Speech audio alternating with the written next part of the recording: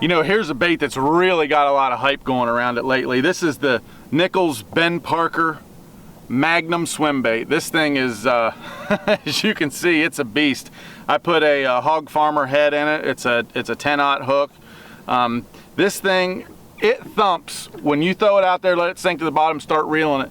Dude, that big tail, it thumps like it's a Colorado blade on there. You know, you really can just feel it. You can feel your rod tip going thump, thump, thump, thump.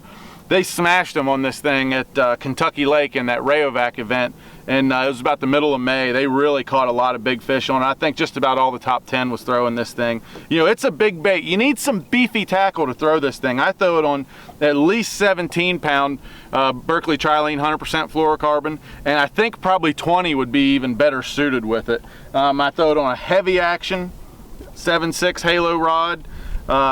You know, you need a big rod to throw this thing. This thing weighs a lot, and you need a big rod to be able to fling it out there, and then obviously you're going to catch some big fish on it, so you need to be able to drive that big hook home too when one bites it. A little tip I'd like to tell you though, when you're throwing a swim bait this big, a lot of times you'll feel, as you're reeling it in, you'll feel tunk, tunk, and that's, in my opinion, that's those little 2 and 3 pounders down there trying to get a hold of that thing, and they just can't get it in their mouth.